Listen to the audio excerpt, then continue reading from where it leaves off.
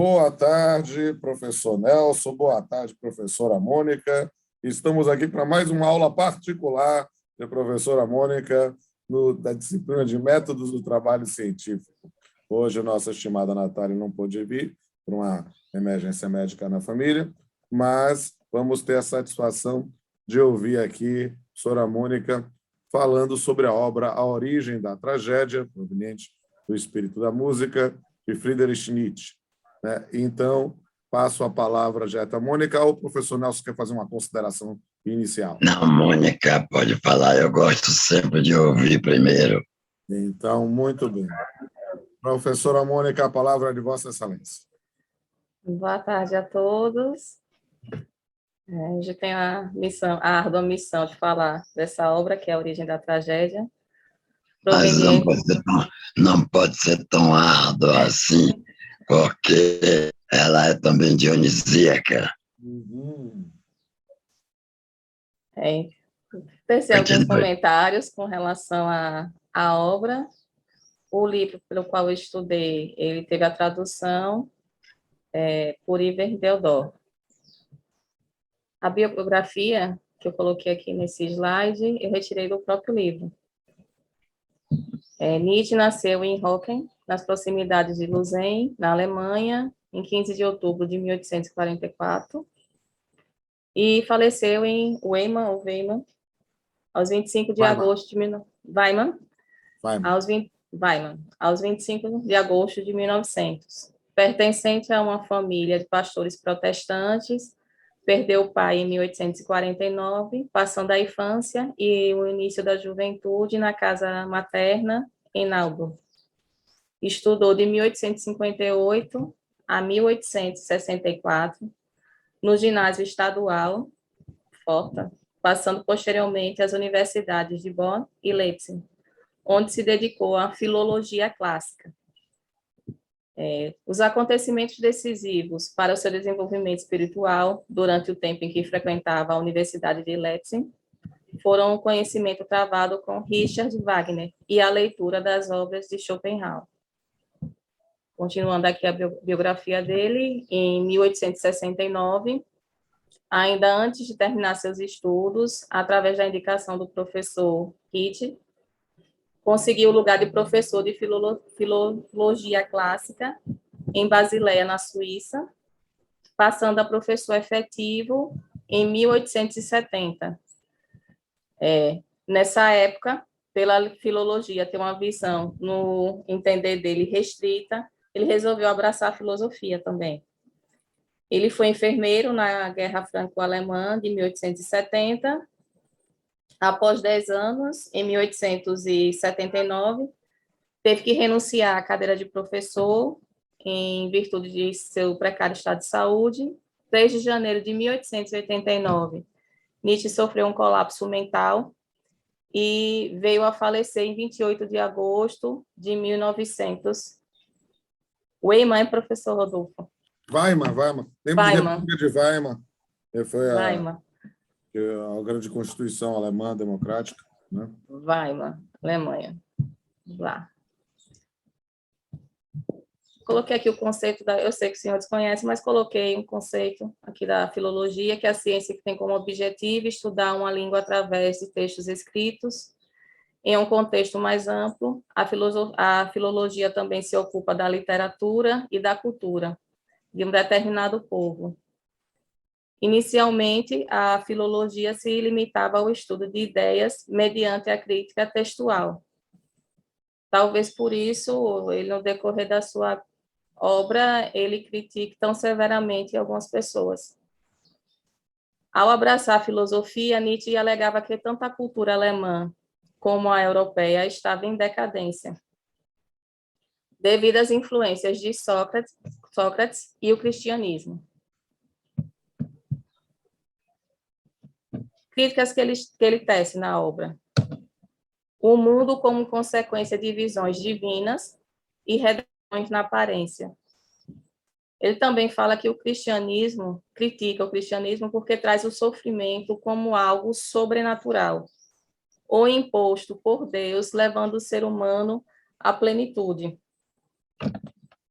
por ele não concordar com esse conceito, com esses conceitos, ele, com referência nos deuses gregos, né? Na cultura grega, dos deuses Apolo e Dionísio, como representação da grandiosidade que é a vida humana, ele estabeleceu um contraponto como equilíbrio nessas relações, através desses personagens. Os gregos, na visão clássica, entendiam a vida como o equilíbrio entre o apolínico e o dionisíaco. Apolíneo, deus sol, deus da beleza, deus uniforme, de formas perfeitas. Dionisíaco, deus do vinho, da orgia desmedida, os excessos. Características da tragédia grega. Purificação, ou seja, o ritual dionisíaco que era realizado, ele, em toda a sua trajetória, ao final ele resultava em uma purificação. Uma pesquisa que eu fiz falava com relação a cometer o excesso e a partir, então, da dor, dessa vivência, surge uma transformação, uma ressignificação daquela dor, daquele sentimento.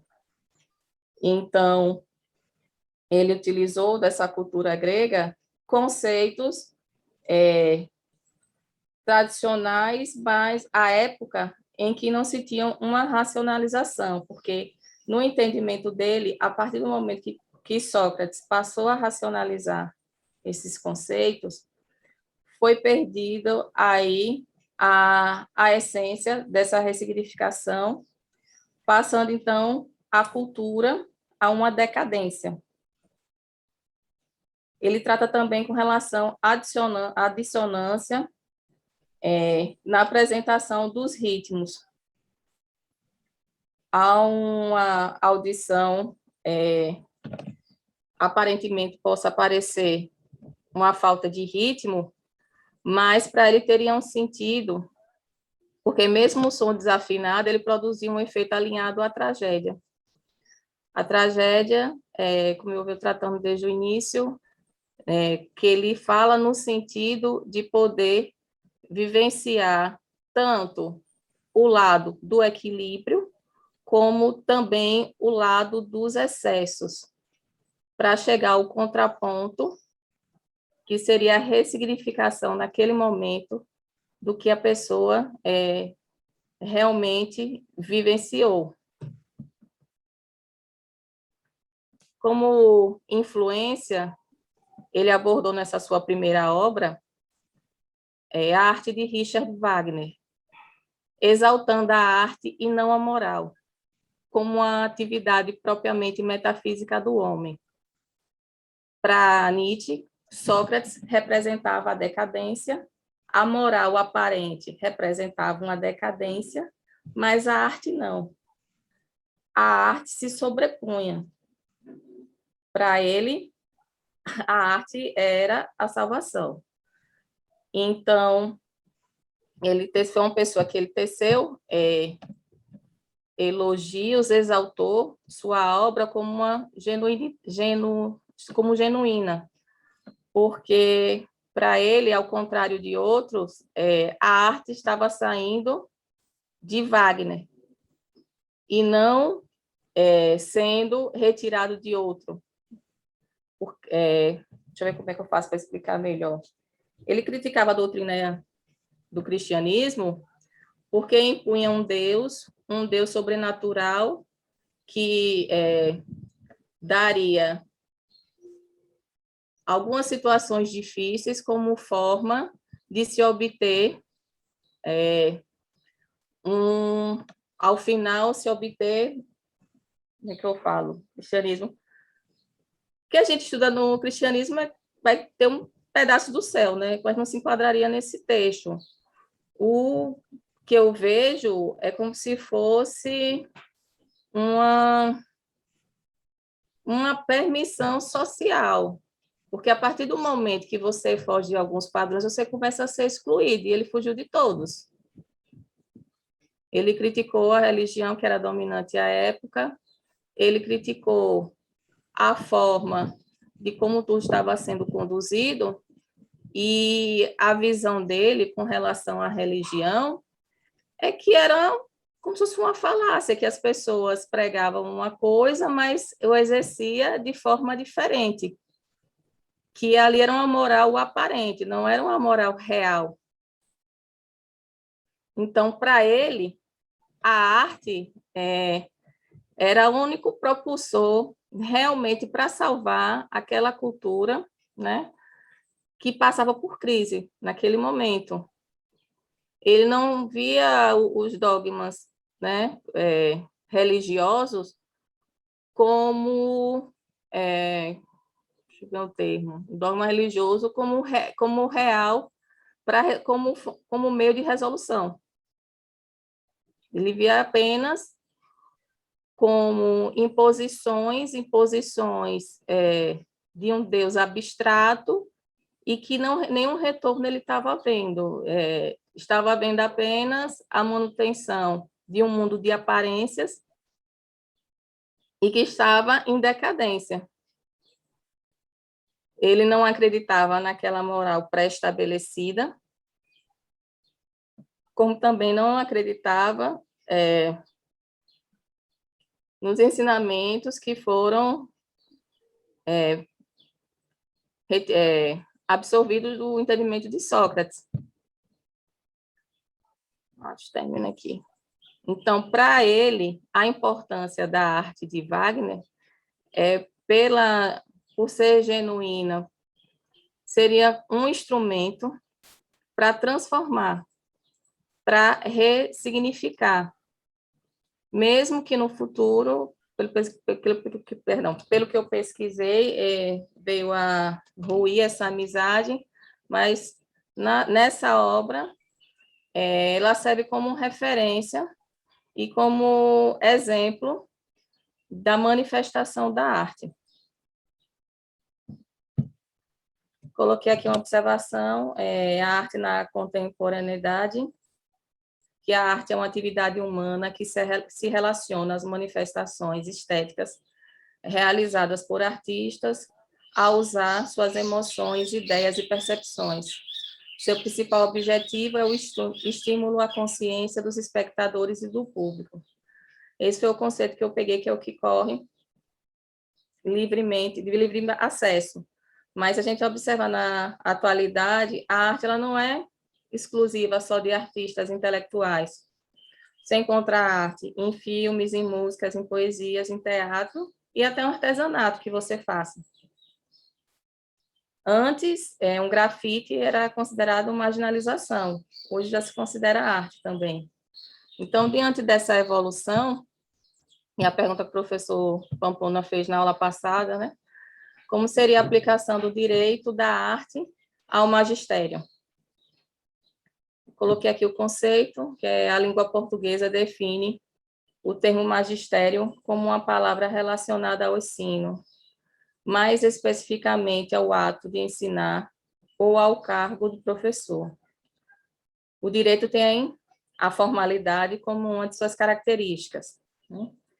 Temos a arte como um instrumento, né? A resposta para a pergunta, temos a arte como um instrumento de transformação do ensino jurídico, sendo um desafio aplicá-lo na educação com eficiência. Eu coloquei aqui um exemplo, que são as audiências simuladas, que em toda a grade do curso de Direito tem a parte de prática, e eu acredito que seja realizada. Então, eu vejo como uma manifestação de arte, uma audiência simulada, porque tudo ali está sendo encenado de uma forma para que faça com que aquelas pessoas que estão assistindo compreendam e também respondam. Porque essa foi a ideia que eu vi de Nietzsche quando ele fala com relação ao coro, né? A resposta à tragédia grega sendo encenada daquelas pessoas que estão assistindo. Mas, claro, que existe também outras formas de se manifestar, aí cabe ao profissional ver a forma que não esteja, como eu estou dando exemplo dessa audiência simuladas, pré-estabelecida, para poder agregar ao aprendizado lançado aos alunos. Eu finalizo aqui minha apresentação. Professor Nelson. Parabéns, Mônica. Eu queria fazer uma perguntinha. Esse apolíneo e dionisíaco, como é que você vê? Pode ser um método? E se puder ser um método, ele seria aplicado direito? Ele seria, se fosse um método, perdão, professor, não compreendi. Poderia ser aplicado ao direito, se fosse um método. Primeiro, você vê o apolíneo e dionisíaco como métodos ou como método, e se for positivo, como aplicar o direito? Então, o apolíneo e o dionisíaco, o contraponto entre os dois é um equilíbrio, né? Porque ele tende para a parte como é que eu falo? Seria aquele cidadão mais tranquilo, mais tímido. Eu estou querendo falar de método. O método, certo, método. Pronto. O método seria um equilíbrio. O método apolíneo. O que seria isso? O método apolíneo. O apolíneo seria um método formal? Eu estou te perguntando. Pronto, só o apolíneo ou a junção Como dos dois? você vê, eu estou querendo sair Certo. das anotações Certo. que você fez, sair Certo. das anotações para uma coisa que eu achei que você ficou melhor, que foi quando você disse o que você pensava. Então, eu estou querendo tirar de você o que você pensa. O que é que você pensa que possa ser o método apolíneo? O que é que você pensa que possa ser o método dionisíaco, independente de tudo que você leu? Só de Pronto, eu penso que o apolíneo seria um método tradicional, aquele pré-estabelecido. E o dionisíaco seria uma... Deixa eu ver, já está falando de arte, uma licença poética, que o professor aí teria para poder, de outra forma, né, passar o conteúdo. E você acha que seria possível combinar as duas coisas? Creio que sim. Se você fosse professora, você ousaria combinar as duas coisas? Sim. Como é que você faria isso? Bom, eu posso dar um exemplo como da época que eu era da graduação? Pode dar o exemplo que você quiser, meu bem, que vier na sua cabeça. Tá. Na época que eu era estudante, lá na graduação, nós tivemos um trabalho penal para falar da questão da criminalização das drogas. Aí nós fizemos uma peça, teatro. Nós contratamos um ator, passamos, né, escrevemos, ele adaptou, porque o roteiro é diferente de quem é artista, para quem é estudante, e nós encenamos a apresentação do nosso trabalho, não foi aquela apresentação formal, como eu estou fazendo agora, apresentando o slide. A apresentação foi uma peça. Na época, eu representei uma menor que era usuária.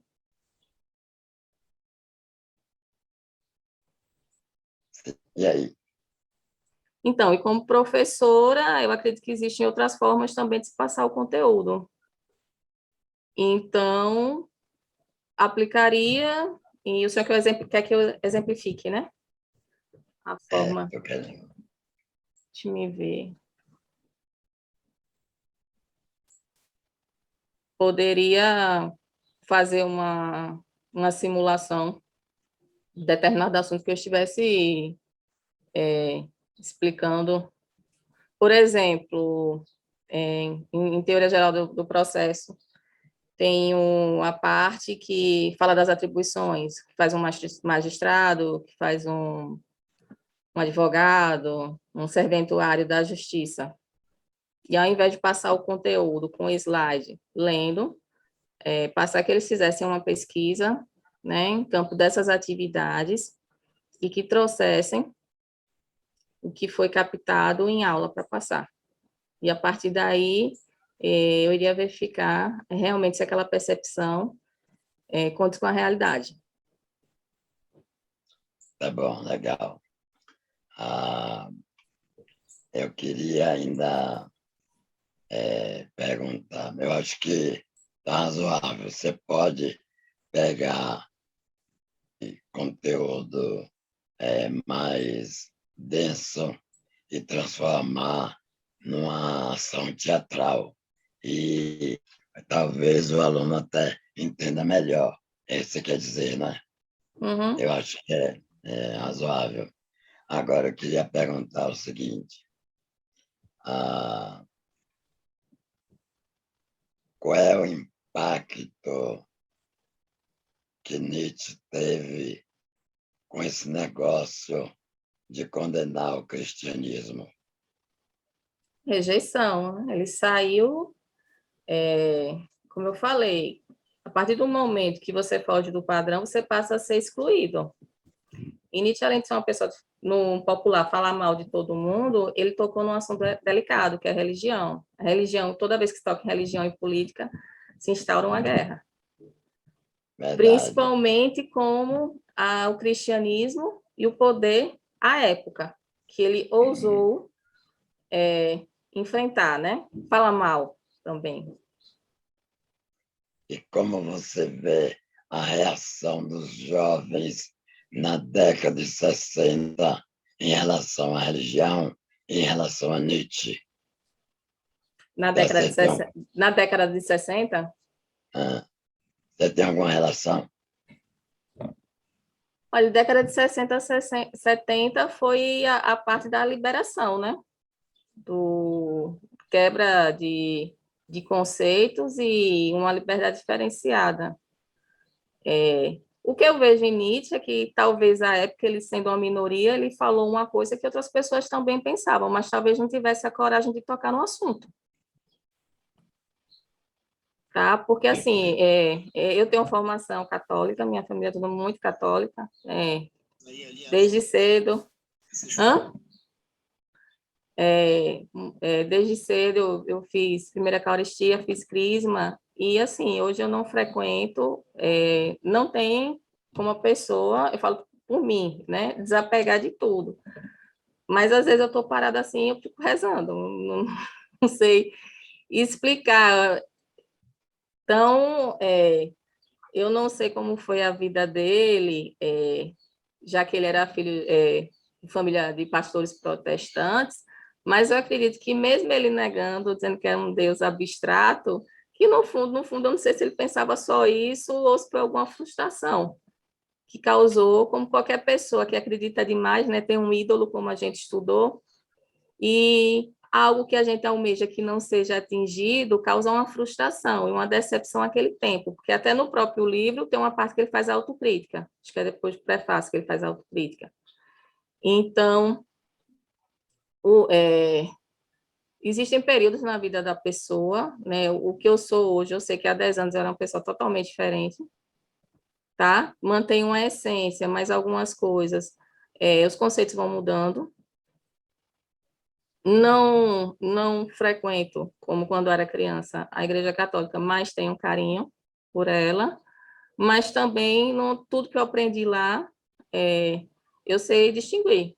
Hoje em dia, uma parábola que uma baleia engole um homem, hoje eu sei que aí, né, o sentido era outro, não era bem aquele que foi me passado no catecismo.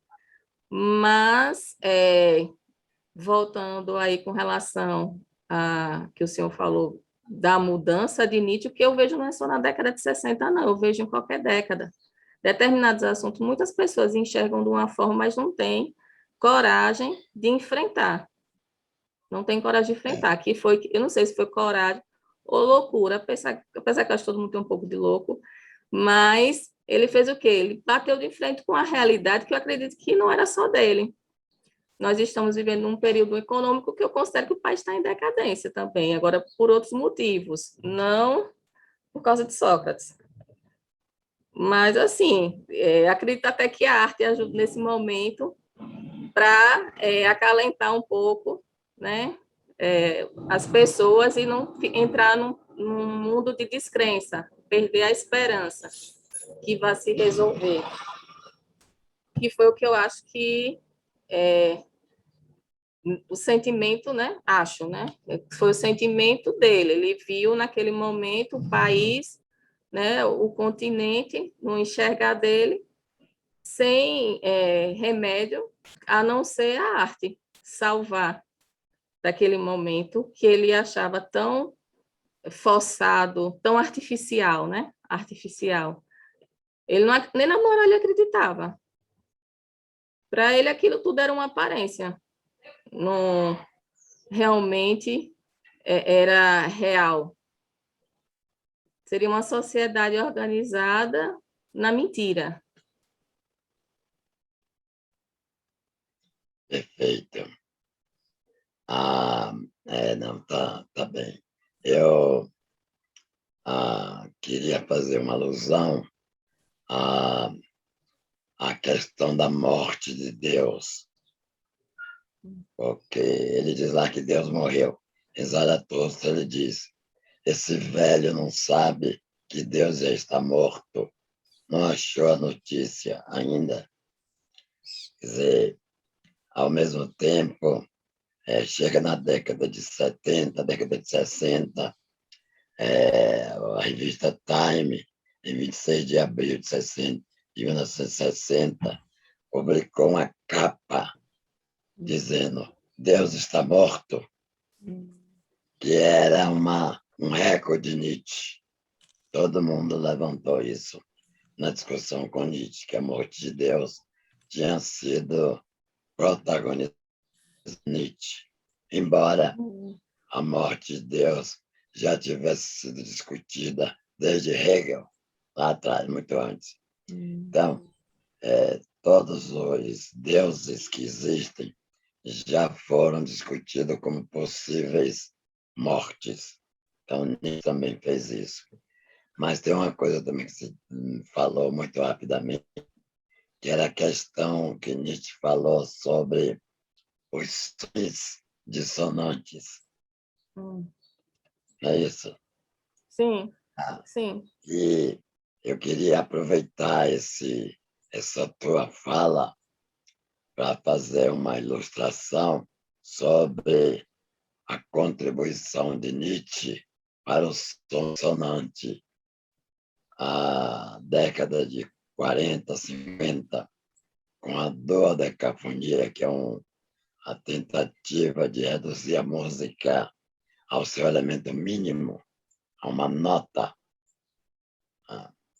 Ela é em decorrência da proposta de Nietzsche, que era uma proposta ousada, mas isso você pode usar na tragédia para contrapor, ele estava sempre contrapondo. Na época, ele foi altamente condenado por essa pequena coisa. Né? E foi condenado, inclusive, por Wagner. Daí um pouco deles.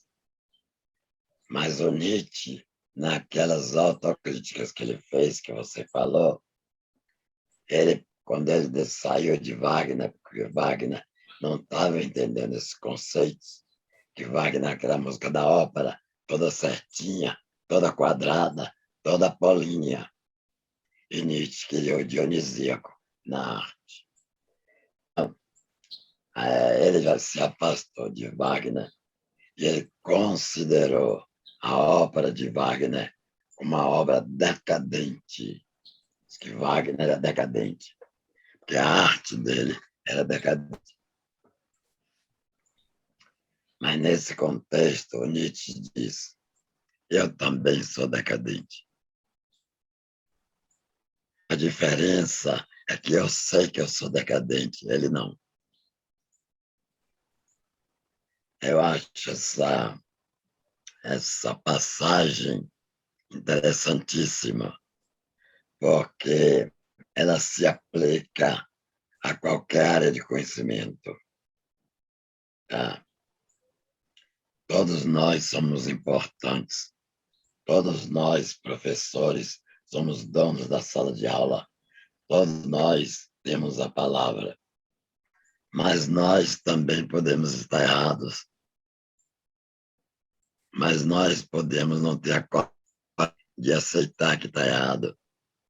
Então você permanece no erro. Ele percebeu e saiu. Se você percebe e sai, você deixa de estar naquele barco. Você passa a estar em outro barco. Mas para perceber isso, você precisa ser menos dionísico e mais, precisa ser menos apolíneo e mais dionisíaco. Só que ser dionisíaco não é uma coisa fácil. Pamplona sempre diz, eu faço minha aula. Professor, perdão, ficou distante seu áudio. O senhor repetir, por favor? Eu faço minha aula cantada. Pamplona diz sempre. Eu, às vezes, tenho barbudo, cabeludo, nego acha que eu sou louco. Pode até ser verdade, mas é uma loucura, beleza. É um louco, beleza, como diz o nosso poeta.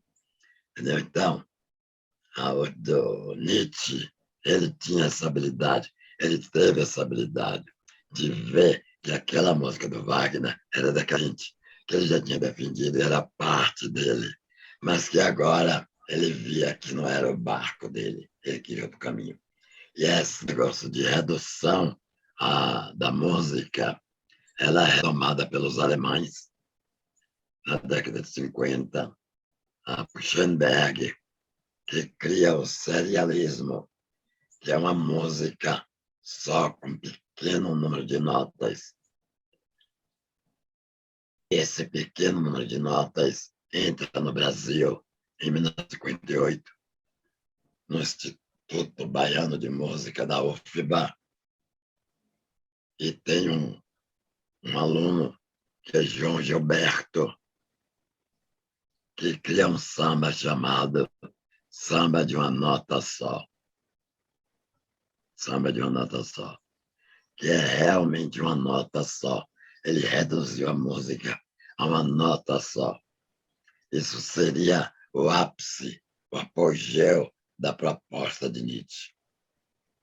Quer dizer, você vê como o pensamento de Nietzsche teve uma contribuição enorme na filosofia ocidental, na música ocidental, no pensamento ocidental. Ele morreu, mas deixou um legado sólido, extremamente sólido. Aliás, ainda na vida dele, os tradicionalistas reconheceram e levaram ele de volta para a universidade. Mas naquela época que ele escreveu, tudo era contra ele. Ser contra Deus, ele nunca foi, ele não era necessariamente contra Deus. Ele não era a favor de Deus. Cristã. Ele não era a favor de Deus. Ele era contra. Ele criticava o cristianismo, porque ele dizia que o cristianismo era a religião da culpa. Você tem que se sentir culpado. Você tem que ser um miserável. Você tem que ser chicoteado. Você tem que... Quer dizer, é o ressentimento. Ele chamava isso de ressentimento. Ele dizia que o cristão é um homem ressentido. Ele precisa apanhar para se ver livre do ressentimento. Esse era o argumento dele. Aí daí a ser anticristo não era o caso. Depois escreveu anticristo, que ele ficou tão chateado que todo mundo foi contra ele, que ele resolveu fazer o anticristo. E ele foi aprofundando. Mas no começo não era essa a intenção. Mas a própria sociedade leva qualquer filósofo, qualquer pensador a mudar de ideia. Porque você é tão vilipendiado, ou você pode ser tão elogiado, tão endeusado, que depois de vir a Deus, você vira a conclusão e diz, eu não quero ser Deus, eu quero ser humano. E você nega tudo. Então, Nietzsche teve esse movimento. Por isso que ele escreveu o livro Além do Bem e do Mal. A questão não é você defender o bem, nem você defender o mal. A questão é você se colocar além do bem e do mal, porque o mal vai sempre existir e o bem vai sempre existir. O bom profissional vai sempre existir e o mau profissional vai sempre existir, independente da profissão. Vai sempre existir. Por isso você vê de vez em quando esses processos que atingem a magistratura, que atinge juiz, atinge desembargador, claro, porque você tem o bem e o mal. Então você tinha que ser além do bem e do mal. Para você ser melhor, você tem que estar além do bem e do mal. E estar além do bem e do mal, como propõe Nietzsche, não é fácil. Talvez só a combinação de um método dionisíaco do Apolíneo possa lhe levar a essa posição sublime, que é uma posição sublime. Sublime é um momento de êxtase tão elevado que poucos de nós atingimos. Eu acho que Nietzsche atingiu. No meu livro, é O Quinto Segredo de Jane, que eu lancei há algum tempo atrás, aliás, lancei esse ano, acho que foi março ou abril. A personagem central, Jane, ela chega em casa um dia com um livro de Nietzsche em braço do braço. Ela tem 15 anos. Cheguei em casa com um livro de Nietzsche. Assim, palavras mostra que onde está essa discussão da morte de Deus. Aí os pais, minha filha, que livro é esse que você está lendo? Quem foi que deu isso? Foi a professora? Aí a Jane ficou assustada e disse, não, não foi a professora, foi um colega no colégio. Aí a família disse, mas esse livro é terrível, isso. Se alguém ver isso, vai achar que você está sendo igual a Nietzsche, que você quer matar Deus. A família dela é uma família judaica. Você vai querer matar Deus? Eu, não, pai, está todo mundo lendo isso na escola, os meninos todos me deram o livro, eu comecei a ler. E a gente está dando risada que o cara na floresta estava procurando Deus. E o velhinho disse, será que você não sabe ainda que Deus já morreu? O pessoal na escola está se divertindo. Ela começa daí. Daí a vida dela se transforma totalmente. E toda a pesquisa dela na universidade, no bacharelado, no mestrado, no doutorado, vai ser buscar responder essa pergunta. E aí você tem O Quinto Segredo de Jane. É um romance de 462 páginas. Não vai dar para sumarizar aqui, mas eu resgato essa passagem de Nietzsche para partir desse pequeno momento desenvolver toda uma crítica à história da filosofia ocidental. O livro é uma crítica à filosofia ocidental, é uma crítica ao sistema acadêmico, é uma crítica a tudo isso que nós vivemos, a esse endeusamento do professor, a esse endeusamento. Há muito, existem deuses demais. Nietzsche tem razão. Alguns desses deuses precisam morrer para que o ser humano renasça. Entendeu? Esse é meu comentário, mas eu gostei. Você levantou algumas que me provocou para dizer essas coisas aqui, Pamplona. Professor, estou satisfeito, sim. Acho que a gente teve aí, eu estou vendo uma evolução de Mônica nessa disciplina, quero ver. E semana que vem é ela de novo, né? Sim, sim. Sim. Semana que vem, quem é o autor? Momento.